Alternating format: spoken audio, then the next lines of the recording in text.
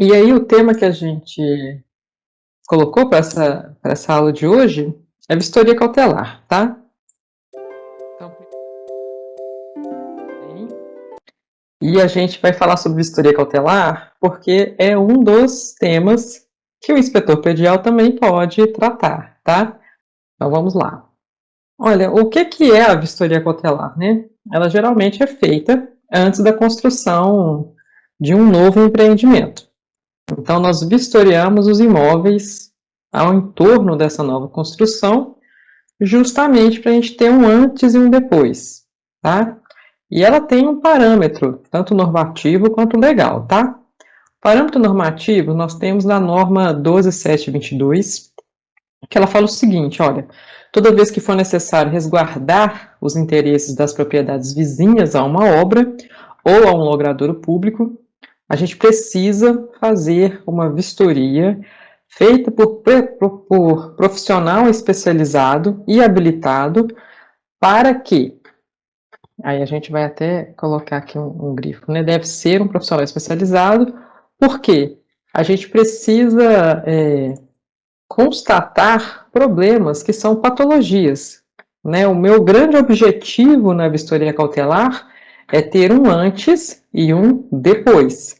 Esse antes precisa ser feito por um profissional que saiba enxergar os problemas. Então, ela não é uma vistoria para ser feita por pessoas que são leigas na área de engenharia, né? Não é aquela vistoria que imobiliária faz antes de locar um imóvel, por exemplo.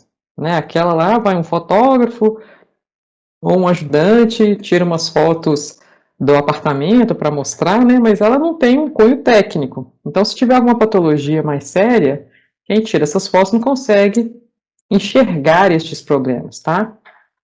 Então, a primeira coisa, né, que a gente observa é que ela tem um mandamento normativo que especifica a necessidade de ser um profissional habilitado, tá? E ela é obrigatória. Então, eu não posso ter a opção de fazer ou não. Vou começar uma nova obra, a construtora ela tem que ter clareza dessa obrigatoriedade.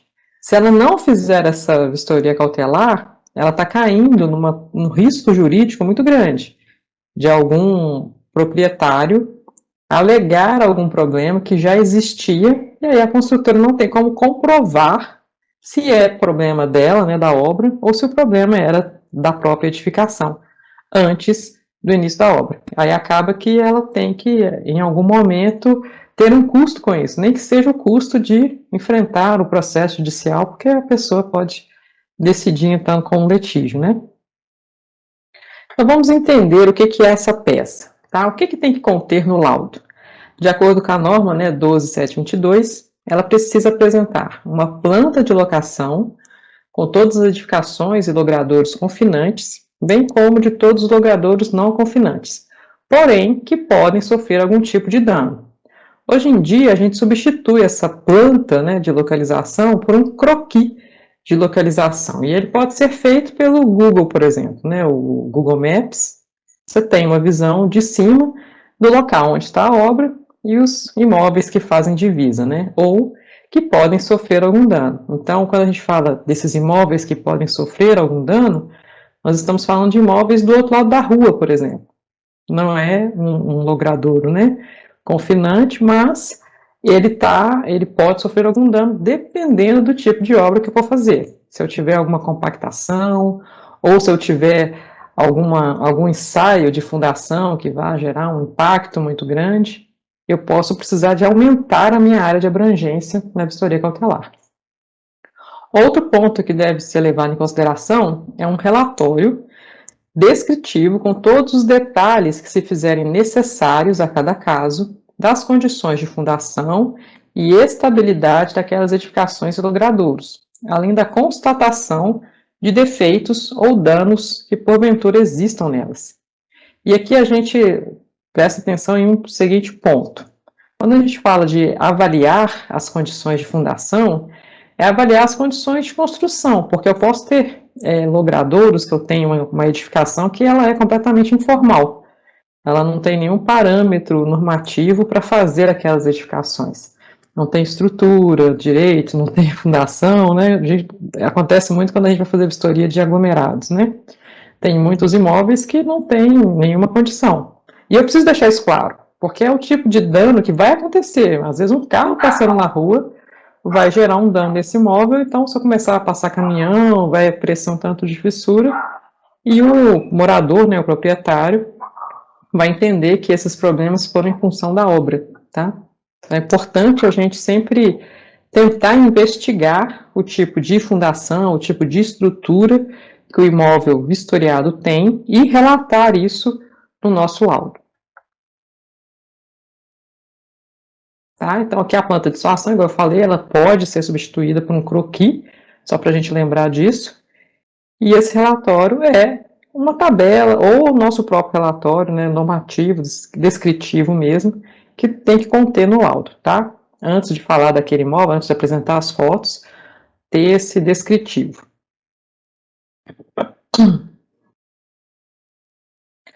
Então, né, a gente, só para fundamentar a pergunta anterior, por que contratar a vistoria cautelar, né? Primeiro, porque atende a uma especificidade de norma, porque resguarda a construtora, né, juridicamente e administrativamente também, e demonstra um compromisso da empresa com a vizinhança, né? Sempre gera uma boa imagem você mostrar que a construtora está empenhada, né, em conseguir avaliar se vai ter algum problema que ela mesma vai gerar, tá? Então é um investimento que a construtora faz contratar a vistoria cautelar. Bom, aí ele fala, né? Ah, mas a norma não é lei. Esse é um argumento que a gente escuta, porém a gente tem o Código de Defesa do Consumidor, que fala justamente o contrário, né? Que a norma tem que ser seguida, porque senão a gente vai cair num risco jurídico para a construtora também. Ela não pode colocar no mercado um produto que não atenda às normas, tá? Então, aqui só para a gente grifar, a norma não é lei, mas quando a gente cumpre, né, com essas normas, nós estamos cumprindo com a lei, porque é um mandamento legislativo que eu faça a vistoria cautelar. E aí tem as normas que indicam a sua execução, tá? Hoje em dia até a norma de desempenho também fala sobre a vistoria cautelar, né? Da necessidade da gente fazer a vistoria cautelar. E essa questão da imagem, eu acho que é importantíssimo, né? Dos 3 pontos, é o que mais vai garantir bons frutos da construtora, que é gerar um bom relacionamento com os vizinhos. Opa, foi mal. Gerar esse bom relacionamento com os vizinhos, tá? E aí a gente tem um efeito psicológico, né? Toda vez que tem uma obra, todo mundo começa a ver um tanto de problemas aparecendo. Então, você prevenir esse efeito psicológico é muito bom, porque quando você já passa fazendo as fotos, a pessoa já fica mais tranquila. Quando não tem, qualquer fissura, qualquer problema, ela não enxerga até o momento que tem uma obra do lado. Aí começa a aparecer aquele monte de problemas, tá? Bom, e qual a empresa, né, que ao realizar a obra em regiões onde predominam residências e comércios não teve problema com vizinhança, sabe? A gente teve, eu vim de obras, né, então realmente é um transtorno você ter obras em próximo, né, de residências e comércio também, o pessoal fica incomodado. E quais são os principais problemas que aparecem, né? São as trincas, rachaduras, infiltrações e alguns abatimentos de piso. Em alguns pontos, acontece outros, mas esses são problemas que geralmente as obras provocam. Tá? Então é esse tipo de problema que a gente quer analisar de fato antes se tem ou não. Inclusive, eu tiro fotos até se não tem problema. Eu tiro foto de todos os ambientes e se tiver problema a gente aponta, se não tiver problema a gente aponta também, coloca a foto sem o problema, para ficar bem claro. Se surgir uma foto que tem o antes, com, né, o perfeito estado do ambiente, e um depois com algum problema, se vier a aparecer, tá? E essas desconformidades, ela pode surgir em virtude de uma obra, mas ela pode também já existir no prédio, né?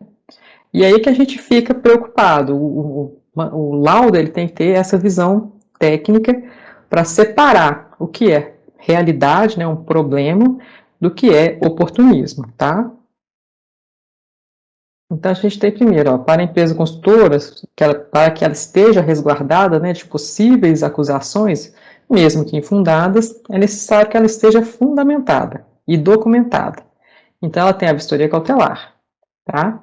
A vistoria cautelar, então, em conclusão, ela é um laudo elaborada por profissional habilitado e qualificado que tem como objetivo a descrição do imóvel, a localização em relação à obra e a constatação das suas condições físicas, em especial os defeitos e danos encontrados nessa edificação no estado atual. E aqui vai, né, um contraponto muito importante, é que essa vistoria tem que ser feita antes do início das obras. Ela ser feita no momento que já fez a fundação, já fica bem complicado. Isso a gente fala porque tem situações que a construtora só contrata depois que já começa a terraplanagem, já tem alguma coisa acontecendo, já começa a aparecer reclamações de vizinhos, e aí que ela pensa, não, melhor fazer uma vistoria para me garantir. Só que eu já estou no meio do processo, isso é ruim. O ideal é que ela seja feita antes até de colocar o tapume. Nem pisou o pé do engenheiro lá na obra e a gente já tem o laudo de vistoria cautelar pronto. Esse é o ideal, tá? Mas nem sempre isso é o possível, né? Às vezes a gente não consegue, tá? Mas esse é o ideal. Então vamos lá. A vistoria cautelar pode ser realizada de duas maneiras. Primeira, judicial, e ela é constituída por uma ação, tá? O juiz nomeia o perito, as partes indicam, e o perito realiza a vistoria no imóvel. Isso porque, às vezes, o proprietário pode se negar a nos deixar entrar. Tá? Então, a construtora tem essa prerrogativa. Ela pode solicitar uma perícia judicial, aí a gente tem todo um parâmetro para ser feito antes dessa entrada no imóvel. Tá? Uma normalidade é fazer a perícia extrajudicial, tá? Que é quando a construtora contrata um profissional para realizar a vistoria, ou o próprio vizinho contrata o seu próprio profissional, tá? O normal é a construtora contratar o seu próprio profissional. Mas acontece de algumas construtoras não fazerem a vistoria cautelar e o proprietário do imóvel, se sentindo ameaçado, contrata um profissional habilitado para fazer a própria vistoria. E aí ele já tem, né, uma prova pericial antes de ter algum problema da própria construtora, tá? Porque a vistoria ela resguarda ambas as partes, tanto a construtora quanto a vizinhança. Da mesma forma que ela resguarda a construtora de oportunismos, ela também resguarda o vizinho de um não atendimento da construtora. Tá? Então vai ficar muito claro se surgir um problema após a obra. Aí não tem como a construtora fugir. Ela vai ter que ressarcir ou vai ter que reconstruir o dano que ela provocou. Tá? Por isso que ela também pode ser contratada pelo vizinho, se a construtora não tiver feito essa vistoria anteriormente. E a finalidade? A finalidade dela é para o caso de futuras queixas por parte da vizinhança, a empresa construtora ter como saber se o problema já existia, verificar se o problema sofreu algum tipo de agravamento com o decorrer da obra e dar subsídios para que, através de uma perícia específica, possa ser verificado se o problema foi realmente causado pela obra. Então, aqui que a gente explica que ela é uma vistoria sensorial também. Eu não vou me atentar às causas dos problemas que eu encontrar, ela é meramente uma vistoria de constatação no momento que nós formos ao imóvel, tá? Então, eu não vou me atentar, tem uma infiltração num determinado local, eu não vou me preocupar de saber se essa infiltração veio de uma falha na manta, veio de um problema na estrutura, eu não quero me atentar às causas, eu só vou me atentar aos efeitos. Já existia uma fissura com uma infiltração naquele local, tira a foto e informa. Porque se houver alguma contestação no futuro desse proprietário, aí é que vai ter que ser feita uma perícia para identificar se o problema que já foi identificado, ele existia antes ou depois e qual foi a causa dele. Nesse momento da vistoria cautelar, eu estou apenas constatando que tem um imóvel, tá? E ela trata-se, né, de uma modalidade específica do segmento de perícias de engenharia. Porém, ela não é uma perícia, tá? Ela é uma vistoria. E aí vamos comparar, né, o que seria uma perícia de uma vistoria. Então, na perícia, a gente busca descobrir a origem. Na vistoria, ela é só uma solução preventiva, porque é claro que a gente vai falar, olha, tem um problema aqui, você pode arrumar de tal e tal forma como sugestão, mas no meu laudo não vai nada disso, tá? Eu só falo o problema. Na perícia, eu vou preocupar em apurar as causas e responsabilidades. Na vistoria, eu não apuro. Quando é uma perícia, eu entro, né, no mérito do projeto, eu vou entender o processo construtivo. Na vistoria cautelar, eu também não entro nesse mérito. Então, a perícia, ela acaba que ela é mais demorada e custosa, né? E a vistoria cautelar, ela é mais barata porque ela reduz o conflito. Então, para a construtora, é muito mais interessante contratar uma vistoria cautelar do que, posteriormente, contratar uma perícia, tá? O custo das duas é extremamente diferente, até em termos de desgaste da construtora com o vizinho, né? Então, assim, gera todo um problema para ela conseguir resolver depois, tá? Basicamente, o que a vistoria vai fazer é descrever todos os problemas, as condições físicas e problemas gerais. Quem que é o profissional que vai fazer esse trabalho, né? Pode ser engenheiros ou arquitetos, cada um deles tem a sua lei, né, de especificidade da atuação desse trabalho, tá? Os engenheiros têm uma lei federal, né, assim como 94, e os arquitetos, quando eles se separaram dos engenheiros dos CREAs, né, teve uma lei específica de 2010, tá? A 12378. Então, aqui é aquela mesma lei que a gente fomenta, né, do regulamento do exercício da profissão do engenheiro, o que ele pode fazer, né? Então, dentro dessa regulamentação, é o engenheiro que está habilitado a fazer as perícias e vistorias de engenharia, tá? E o arquiteto, da mesma forma, ele também tem habilitação de fazer vistoria, perícias, dentro dessa legalidade da lei de 2010, ok? Antes os dois respondiam, né, com a mesma lei 5194, quando os arquitetos se separaram, eles obtiveram, né, uma lei específica para eles. Qual que é o perfil profissional, né? A gente tem que ter um espírito investigativo, uma comunicabilidade, sociabilidade, liderança, né?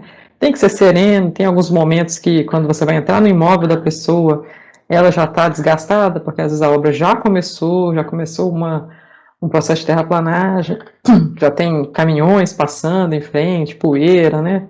Todos os problemas que vêm com uma obra, e o pessoal já está irritado com a construtora, né? E aí vem desabafar com a gente. Tudo que você pode fazer é escutar, não pode fazer nenhuma promessa, não pode falar que vai ser resolvido, porque não é sua prerrogativa, né? Você vai levar os problemas para a sua construtora e ela vai decidir internamente. Tudo que a gente pode fazer é só ouvir e anotar, tá? E organização, é muito importante se organizar nas vistorias cautelares, porque costuma ser uma quantidade muito grande de fotos e também muitos imóveis, né? Quanto maior a quantidade de imóveis, mais difícil é conseguir contactar todo mundo para fazer as vistorias, para ir no local, né? Separar todas as fotos, montar o relatório, dá muito mais trabalho. E os fatores, né, que a gente vai avaliar no momento de contratar esses serviços. Quando você for fazer a proposta, o que você vai avaliar para dar o seu preço? O importante é checar quantas unidades a serem vistoriadas. Então, você precisa ter o endereço correto da obra e estudar aquele local. Saber como é que é o projeto, qual que é a abrangência, né, do empreendimento dentro do terreno, onde está posicionada a torre, por exemplo, em relação às suas divisas, porque isso impacta na influência que essa obra vai ter nos vizinhos, né? Eu preciso saber a área construída das edificações vistoriadas, porque tem situações que eu posso precisar de fazer a vistoria em toda a edificação ou em algumas partes. Tem imóveis que fazem divisa com a obra, mas eu não preciso vistoriar, por exemplo, todos os pavimentos de um prédio. Pode ser que na minha análise de abrangência, eu chego à conclusão que só o estacionamento e as garagens é que serão impactadas. Os apartamentos, a partir do terceiro pavimento para cima, não serão. Então, eles não vão ser vistoriados, tá? A utilização dessas edificações é importante observar se é um galpão, se é residencial, se é comercial, tá? Até para você conseguir saber qual é o melhor horário de fazer a vistoria. Quanto menos gente no local, melhor, né? Quando você vai fazer vistorias de centros comerciais, escolas, costuma ter muita gente passando e isso te atrapalha para fazer a verificação do local. A elaboração do croquis e o nível de detalhamento. Então, a gente tem que fazer um croquis para cada tipo de imóvel, para cada imóvel vistoriado, pelo menos um croquis assim, informando os nomes dos cômodos e a localização deles, né? Sem precisar de cota, sem muitos detalhes, mas eu preciso ter uma noção de como que é aquele imóvel. A quantidade de fotografias exigida por página, atualmente a norma, aí na casa é até a norma 13752, né, a norma de vistorias, ela recomenda que sejam 2 fotos por folha, tá? A menos que você vai fazer algum detalhe, aí você pode colocar uma fotinha menor, só para colocar esse zoom, né? Mas nunca colocar mais do que 2 fotos por folha, para você não perder nitidez nessas fotos, tá?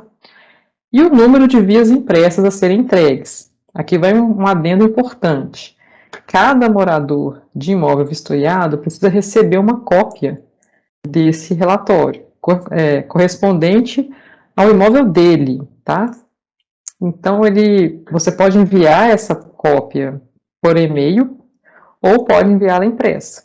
Isso vai depender do seu contrato com a construtora, se ela vai pagar essas impressões ou se você vai enviar uma cópia realmente pelo e-mail, tá? Por isso que tem que ser avaliado antes da contratação, até para distinguir esses custos. Tem também uma questão que depois que você entrega o laudo de vistoria cautelar, a construtora precisa registrá-lo em cartório.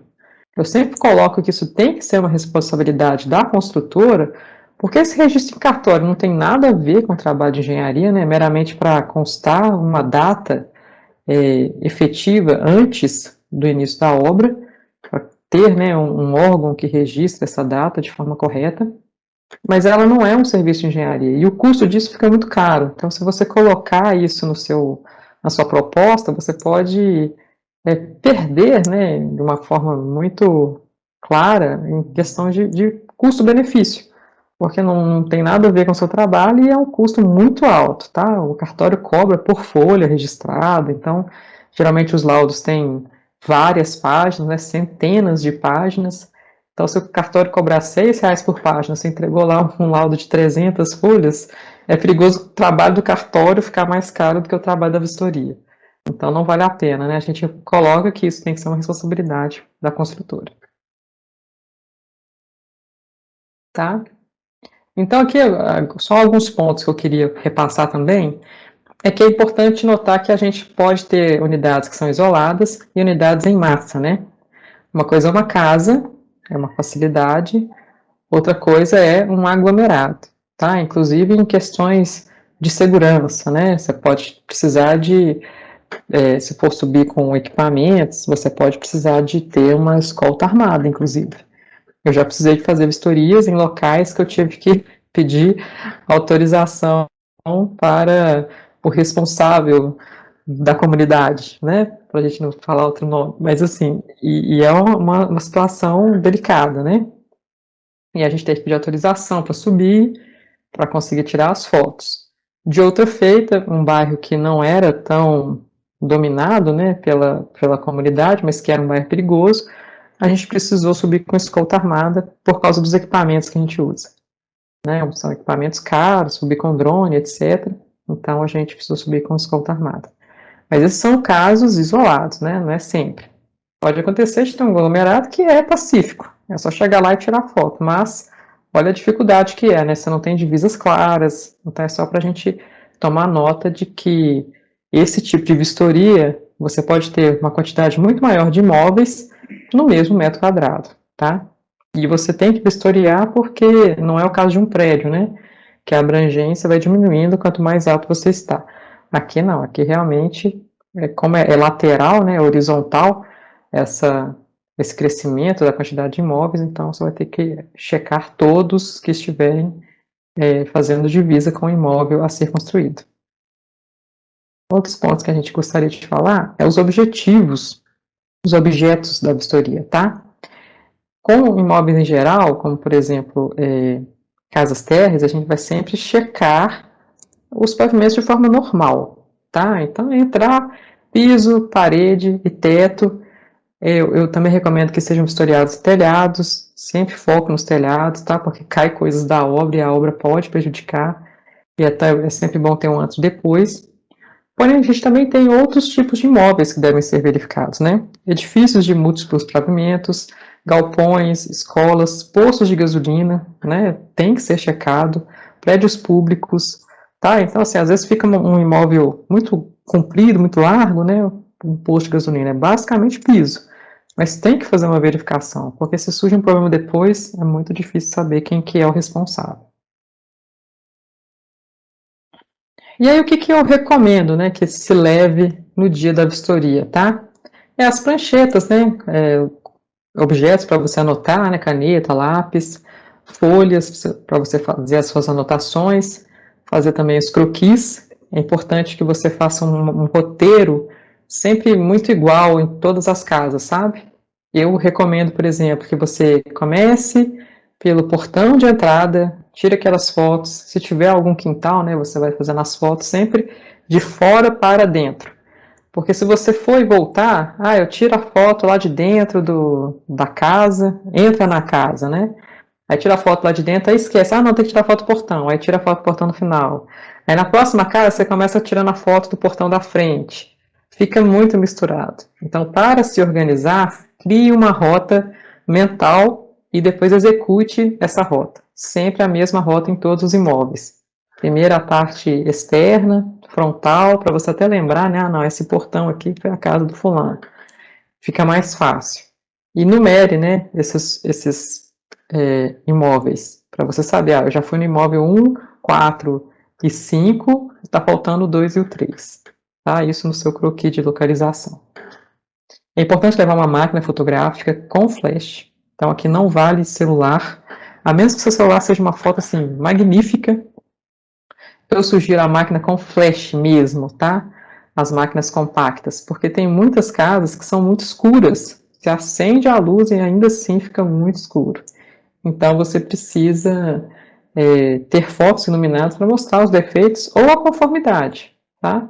Um local muito escuro, você tira uma foto, fica uma foto preta, você não consegue analisar depois se tem fissura ou não. E às vezes a casa estava em bom estado e apareceu um problema com a obra e aí fica difícil de avaliar se o problema tinha ou não, porque a foto ficou ruim, que é o pior dos mundos, tá? É o nosso trabalho não ajudar a obra a resolver se é problema ou se é oportunismo, tá? Então, sempre tem também uma bateria reserva, né? A gente tira muitas fotos. E é sempre importante lembrar de agendar o máximo de vistorias no mesmo local para o mesmo dia, para evitar o seu deslocamento, né? Várias vezes no mesmo lugar, cada dia tirando a foto numa casinha, você vai ficar perdendo muito tempo, tá? Então, se você conseguir agendar o máximo de imóveis para um mesmo dia, vai ser mais produtivo. Porém, você vai ter um desgaste maior dos seus equipamentos. Então, lembrar de ter uma bateria ou pilha reserva, tá? Mesma coisa com cartão de memória. Olha, gente, assim, um imóvel de uma vistoria com 4 imóveis, vai fácil aí umas 300, 400 fotos. Levar uma lanterna, tem situações que nem o flash consegue deixar uma foto boa, então levar uma lanterna boa, de boa qualidade, é importante. Chave de fenda e escada. Chave de fenda é mais para a gente poder abrir algumas coisinhas que ficam, né? Conseguir acionar abrir um quadro, só para a gente tirar algumas fotos. É interessante ter essa ferramenta, tá? E a escada é uma escada do próprio proprietário, né? Para a gente conseguir subir em alguns lugares para checar. Eu atualmente não uso mais a escada, sabe? Se eu não conseguir acessar algum lugar, a gente sobe com o drone e ele tira a foto. Mas por questão de segurança. Antigamente a gente até levava uma escadinha pequenininha para subir, conseguia olhar por cima do muro, né? mas isso já aconteceu do muro não estar estável, a gente quase cair, e o muro da pessoa quase cair com a gente. Então, desde então, ficou uma regrinha, né? Se tem uma foto que eu preciso tirar e ela tem mais de 2 metros de altura, voa com o drone e tira a foto com o drone, tá? Esse é um material de trabalho. Veja que não tem que ter nenhum investimento muito grande inicialmente, tá? Agora, como se vestir, né? Aqui assim, é trabalho como se fosse de obra, tá? Eu vou sempre utilizar calça, jeans, botina, porque a gente nunca sabe. Eu já entrei em locais que tinha galinheiro, que tinha aquele monte de coisa misturada, entulho, pode ter escorpião. Então, assim, a operação é como se fosse uma obra, tá? Capacete, se você tiver um capacete, eu acho que é indicado, até para demonstrar, né, que você é um engenheiro, que você está indo fazer uma vistoria técnica, né, não é uma pessoa qualquer aí que vai querer entrar na casa dele para tirar umas fotos, fica muito estranho, né, então a gente tem sempre que tomar cuidado com essa imagem. E também porque tem situações que você tem que tirar fotos de caixão perdido, de lugares que são de difícil acesso. Então, como a gente nunca sabe antes de entrar, né, porque é uma vistoria meio que de prompto, né, é melhor você já levar o capacete e se resguardar, tá? Eu indico também uniforme e crachá de identificação. Uniforme nem que seja assim, uma blusa branca, né, uma camiseta, polo, com, sei lá, um crachá para você se identificar, porque é uma visita na casa da pessoa, tá? Dá esse entendimento que você vai entrar no imóvel de alguém, então ele tem que se sentir seguro com a sua presença lá, tá? Tá? Então, a vistoria cautelar, os relatórios são peças fundamentais para salvaguardar os interesses dos ocupantes, proprietários, inquilinos ou posseiros, dos imóveis vizinhos a obras novas, assim como dos incorporadores e construtores responsáveis pelo empreendimento. Tá? Então, isso é o que a gente tinha para falar sobre o assunto. Tá? Vou só abrir aqui um exemplo que eu acho que vai nos ajudar. Aqui é um exemplo, né, um relatório de vistoria cautelar. Começa assim, né, eu indico o nome do empreendimento e o endereço, coloco quem foi os responsáveis, tem aquela parte, né, de apresentação, algumas considerações preliminares, com o que é, né, a vistoria cautelar. Lembrando que quem lê, né, esse relatório vai ser o próprio morador vizinho. Então, pode ser que ele não saiba nada de engenharia, né? Então eu tenho que explicar para ele o que é. Eu falo qual que é a metodologia que eu utilizei, quais são as descrições, né, iniciais, e como é que eu organizei meu relatório. Então a gente sempre organiza o relatório em 3 partes. A caracterização do novo empreendimento, a caracterização da região e do entorno, e aí sim, os imóveis lindeiros vistoriados, tá? Então aqui, ó, seria a minha vistoria cautelar. Aqui eu estou falando da região e do empreendimento. Tá? Então, a parte 1, o que eu quero dizer quando eu falo caracterização do empreendimento? Eu estou falando do imóvel que vai ser construído, tá? Da obra que vai ser feita. Eu vou citar, né, mais ou menos, como é que é o terreno, como é que foi, né, esse zoneamento da área, qual que é as vias de acesso, tá? Eu consegui colocar um imóvel no seu ambiente. Então, aqui eu tenho o lote do imóvel e quais são as vias que acessam a ele, tá? E essas vias de acesso, a gente coloca algumas imagens, justamente para mostrar, olha, no início das obras, né, antes de começar as obras, as vias tinham essa condição. Porque eu posso ter algum problema durante essas obras, né? Posso ter caminhão que tomba, concreto que fica derramado pela via, e isso pode ser objeto de denúncia até dos próprios moradores da região, né? Ah, a obra me provocou um prejuízo na minha via de acesso, então ela tem que ressarcir o município, por exemplo, tá?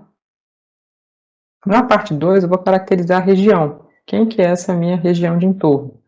Tá? Então, essa vistoria aconteceu na cidade de Belo Horizonte. Eu mostro em qual regional.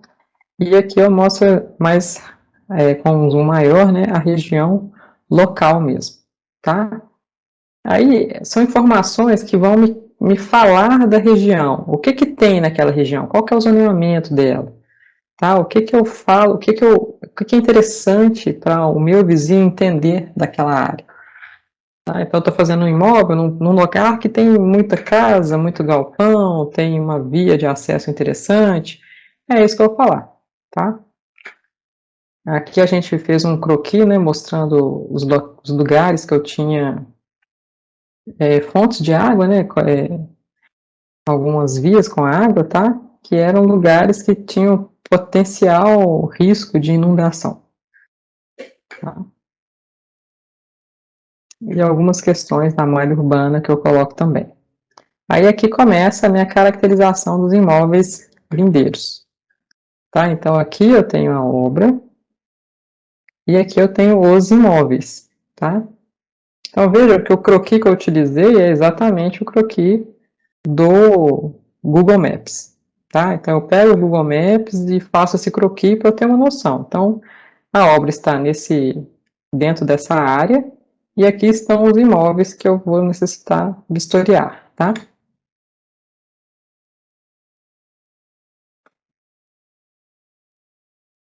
Então aqui, olha, a gente coloca um descritivo do que é esse imóvel vistoriado, quais são as características estruturais, idade, área. Coloco a minha carta de nomeação, que o proprietário recebeu essa carta, né, assinou. No dia da vistoria, a gente pede para o pessoal assinar, colocar contato, né, até para eu mandar para ele essa cópia do laudo, tá? E a gente identifica quem que é o imóvel. Tem imóveis que são grandes, né? Então, nesse caso aqui era um clube. Então, eu faço um croquis. Eu quero mostrar em qual lugar desse croquis estão as minhas fotos, tá? Eu coloco um croquisinho e vou informando, ó, essa primeira foto corresponde a esse ponto aqui do meu imóvel, tá? Que está, em relação à divisa da obra, tá vendo? Ele está bem próximo à divisa da obra. Então, a parte amarelinha é o que eu tenho a divisa. Aí eu vou mostrando os problemas que acontecem, ou que não tem problema, tá? Se tiver ok. E aí eu vou mostrando ponto a ponto quais são as características, né, de vistoria daquele imóvel, tá? E assim vai. Se não tiver problema nenhum, eu coloco a foto também. Mas para caracterizar a ambientação e que não tem problema ainda, tá? Se tiver problema, a gente aponta. Mas se não tiver problema, eu deixo a foto lá para mostrar que não tem problema. Tá bom? Onde tem problema, a gente coloca a setinha, mostra onde é que está. É isso que a gente fala com o croquis. Eu preciso identificar o problema com o local, tá?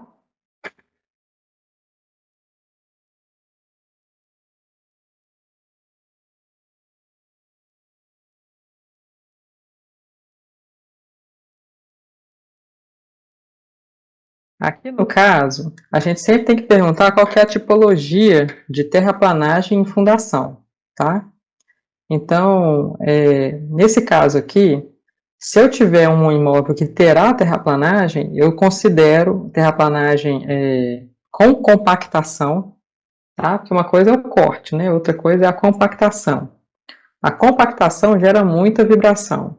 Então, essa é uma característica. Se eu tiver imóveis do outro lado da rua, eu vou ter que vistoriar esses imóveis do outro lado da rua, tá?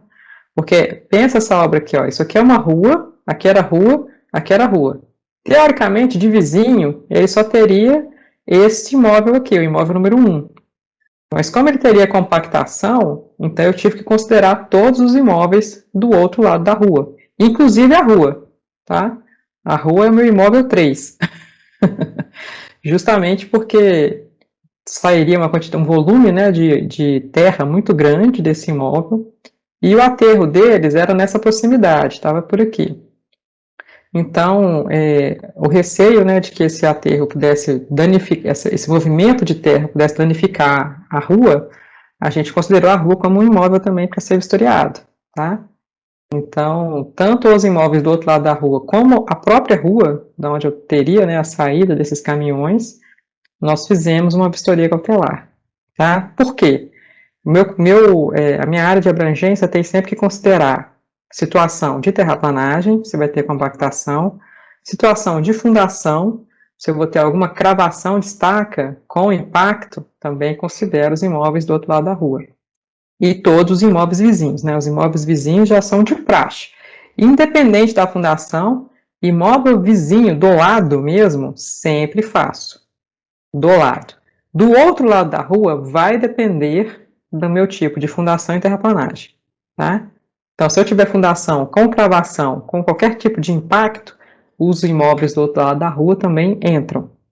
E se eu tiver algum ensaio de fundação, então assim, não tive terraplanagem, minha fundação foi toda em estaca escavada, não tive impacto também, mas eu vou fazer o ensaio PDA da fundação, que é aquele martelo dinâmico, né? O ensaio dinâmico, que dá, né, o ensaio PDA das fundações, ele gera um impacto enorme também. Então, nesse caso, eu também tenho que fazer a verificação do outro lado da rua. Mesmo que seja assim, olha, vou fazer esse ensaio em uma semana específica em toda a obra, não tem problema. Aquela vibração é tão intensa que ela pode, sim, danificar imóveis do outro lado da rua. Principalmente se forem imóveis que tem um cunho de construção informal, né? Aqui a gente tinha um pequeno conglomerado aqui, com várias casinhas que não tinham habite, não tinha, o imóvel era invadido, né? Então, assim, não tinha uma situação de segurança adequada, né, na estrutura desses imóveis. Então, a gente faz uma vistoria nesses locais, considerando que qualquer coisa que eu fizer na obra que gerar impacto, eu vou causar um prejuízo. E aí a gente tem que lembrar o seguinte: é um imóvel informal? É, mas ele teria uma vida útil de X se não existisse a obra. Porque a obra começou e ela vai gerar um impacto, ela vai diminuir a vida útil desse prédio, né, desses imóveis. Então eu tenho que prever que esse é um prejuízo real. E se eu tenho uma possibilidade de prejuízo, eu preciso checar esses imóveis, tá? Então, por isso que a gente considera, se vai ter qualquer tipo de impacto ou vibração, os imóveis do outro lado da rua entram na minha área de abrangência, tá? Eles só não vão entrar se a obra for assim, tranquila, pequenininha, não tiver terraplanagem, todas as estacas forem escavadas ou forem tubulões, né, escavados manualmente. Pode ser escavado mecanicamente também, mas não pode ter cravação. Se tiver cravação, aí todos os imóveis do outro lado da rua entram na abrangência, tá?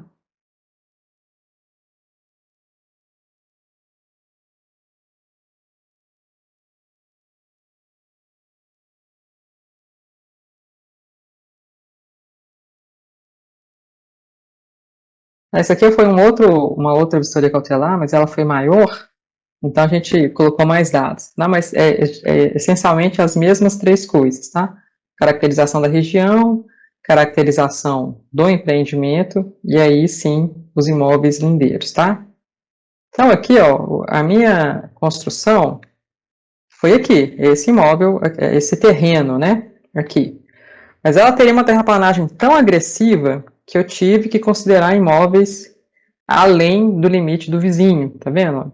Nesse ponto aqui, eu teria uma terraplanagem muito agressiva, porque o desnível, né, não dá para ver na foto, ela está retificada, mas o desnível do terreno aqui era altíssimo. Então, eles fariam uma movimentação de terra muito grande. Então, além de considerar todos os imóveis do outro lado da rua, eu tive que considerar vizinho do vizinho, tá? Porque aqui, quando eu ia analisar, esse imóvel aqui, ele estava a uma distância, o tamanho desse lote era inferior a uma distância de uma rua, né? Então, eu ia impactar esse vizinho aqui também, que é vizinho do vizinho, entendeu? Então, nesses casos, o que eu vou avaliar é como que essa minha fundação e terraplanagem vão se comportar. Então, são elas que me dão o parâmetro de análise de quais os vizinhos que eu tenho que vistoriar, tá? Então, eu sempre pergunto quais são essas duas. E pode acontecer de, às vezes, a construtora não saber. Falar, eu estou fazendo a terraplanagem, tem uma sondagem inicial, vou fazer a terraplanagem, mas eu não sei qual que vai ser a fundação. Depois da terraplanagem, vou fazer uma outra sondagem para eu definir. Então eu considero o pior caso, tá? Só de eu ter uma terraplanagem muito agressiva, eu já vou considerar o pior caso, que é 15 metros, que é a distância de uma rua que eu vou ter que atravessar, né? Então, se eu tiver um imóvel aqui que tem só 10 metros, então eu tenho que pegar o vizinho do vizinho também, tá? Então, assim, a barra, né, a régua métrica, é o tamanho da rua. Se eu tenho uma rua aqui local, e ela tem de 7 a 10 metros, né? E eu tenho meu vizinho aqui com um lote inferior a esse tamanho, até porque aqui era um conglomerado de casas, um pouco mais organizado, porque ainda tenho rua, né? Não tinha muitos guetos, mas não era bairro bonitinho, não. Vários desses imóveis aqui eram até invadidos, era tudo meio misturado, assim. Então, os terrenos não obedeciam um tamanho normal, né, de loteamento da cidade. Então, tinha terrenos com um comprimento enorme, mas muito estreitos, que era esse caso. Ele era gigante nessa direção, mas era muito estreito nessa. Então, eu tinha que pegar o vizinho do vizinho, porque na hora que você avaliava o tamanho, né, da terraplanagem que seria feita aqui, esse carinha seria afetado, assim como todos os carinhas do outro lado da rua também, tá? Então, não só os que eram bem vizinhos, mas também os que eram um pouco mais distantes, vizinho do vizinho, precisou ser feito. O que não precisou ser feito foi o do outro lado da rua, né? Do outro lado da rua do vizinho, porque aqui está a divisa, aqui está o meu vizinho, então esse lado da rua aqui eu não precisei fazer. Porque aqui nesse caso, só se eu tivesse estaca cravada com martelo, pneumático, aquela coisa bem agressiva. No caso, era terraplanagem, que era a minha maior preocupação aqui, tá? A fundação em si era sapatas, mas a terraplanagem era preocupante. Então, vai ser esses dois pontos, terraplanagem e fundação, é elas que vão me dar o meu parâmetro de análise para fazer. E aí vai depender. Se eu tenho situações que os imóveis são muito próximos, eu posso precisar sim fazer a verificação do vizinho, tá? E vizinhos de fundo sempre, tá, gente? Então, assim, ó, aqui está um vizinho do lado, né? Mas se tivesse esse vizinho aqui, eu também precisaria fazer a vistoria nele. Só não faço porque esse vizinho é um parque, não tem ninguém lá, tá? É um parque de preservação, então não tinha nenhuma construção no local para ser vistoriada, só vegetação mesmo. Mas se tivesse, vizinhos de fundo sempre tem que ser vistoriados, tá? Porque às vezes a entrada dele é pela rua do fundo, né? Não é pela rua de frente do imóvel. Então, nesse caso, se tivesse um prédio aqui, eu faria a vistoria entrando por essa rua. Então, essa rua, ela me dá acesso para o imóvel. E esse vizinho entraria, tá? É porque aqui nesse caso, como o lote é muito grande, ele é praticamente o quarteirão inteiro. Mas essa situação acontece demais, eu precisar de entrar em lotes do fundo, tá? Então, vizinhos das laterais eu preciso fazer, porém, vizinhos de fundo também, tá? Isso é bom deixar bem claro, porque por mais que às vezes a porta dele não dá para a rua da obra, dá para a rua de fundo, mas eu também preciso lembrar que ele é vizinho. Se ele for vizinho, ele tem que ser vistoriado, tá? Vizinhos assim, de lado, né? De muro mesmo. Tá bom? Obrigada a vocês. Boa noite aí. Tudo de bom, gente. Tchau, tchau.